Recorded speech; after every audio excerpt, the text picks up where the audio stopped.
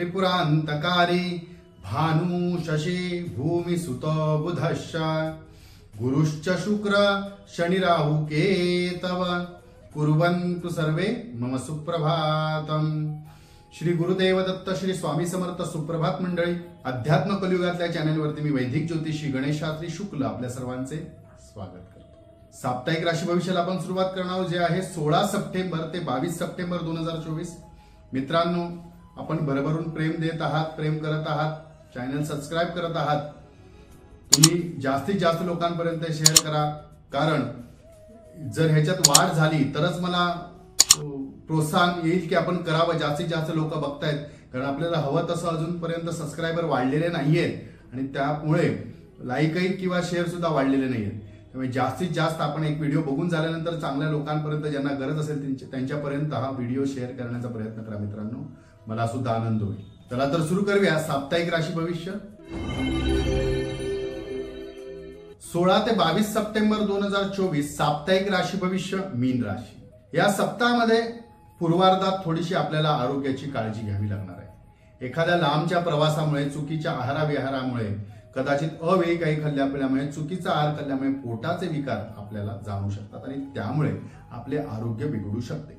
जर सतत कुठे बाहेर जात असाल किंवा बाहेर जावं लागत असेल किंवा काही खावं लागत असेल तर खाता पिताना मात्र आपण त्या लक्षात लगेच, कारण पोटाचे विकार उद्भवू शकतात, त्याची शक्यता जास्त आहे। आता कुटुंबातील ज्येष्ठ व्यक्ती किंवा वयस्कर यांच्या आरोग्यासाठी आपल्याला या सप्ताहात धन खर्च करावं लागणार आहे। त्याचबरोबर त्यांच्यासाठी वेळही द्यावा लागणार आहे। त्यामुळे आर्थिक चिंता नसेल, आपल्याला ते खर्च करण्यासाठी पैसे मुबलक असतील, आपल्याला ऐनवेळी कोणी मदतही करेल आणि पैसेही मिळतील, परंतु वेळ त्यांच्यासाठी आपल्याला द्यावा लागणार। त्यांच्यासाठी वेळ द्यावा लागल्यामुळे आपल्या कामाला आपल्याला वेळ देता येणार नाही आणि कदाचित अशाच काही गोष्टीमुळे कामामध्ये थोडासा व्यत्यय निर्माण होऊ शकतो। वरिष्ठांचे बोल कदाचित ऐकावे लागू शकतात। जर आपली चूक झाली तर ती चूक योग्य वेळी मान्य करा। कुठल्याही गोष्टीत आपण हेवेपणा किंवा अरेरावीपणा करायला जाऊ नका। सध्या तो काळ त्या बाबतीतला चुकीचा आहे, परंतु एकंदरीत आपल्याला ज्या काही गोष्टी करायच्या आहेत ना त्या करू शकता। आरोग्याची काळजी घ्या। लांबच्या प्रवासामध्ये आरोग्याची, मौल्यवान वस्तूंची काळजी घ्या। हा सप्ताह आपल्यासाठी खूप छान असेल। या सप्ताहात आपल्यासाठी शुभ तारखा आहेत 16 आणि 20। शुभ अंक आहे 9 आणि रंग आहे भगवा किंवा शेंदुरी रंगाचा आपण वापर करून घेऊ शकता।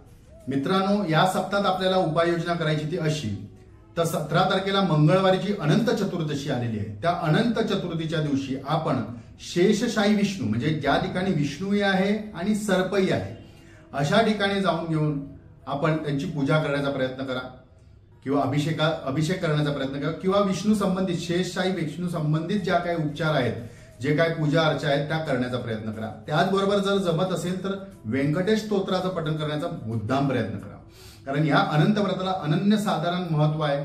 त्याची कथा वेगळी आहे, ती कधीतरी पुन्हा मी एकदा सांगेनच, परंतु आज उपाययोजना करताना आपल्याला व्यंकटेश स्तोत्राचं आणि शेषशाही विष्णूची, म्हणजे ज्या ठिकाणी सर्प आहे, म्हणजे अनंत नाग आहे, त्या अनंताचं पूजा करणं खूप गरजेचं आहे। त्याचबरोबर कुठे जर अनंत चतुर्दशीची पूजा असेल किंवा सत्यनारायणची पूजा असेल त्या दिवशी, तर मुद्दाम जा आणि विष्णूंचं दर्शन घ्या, तीर्थप्रसाद घ्या।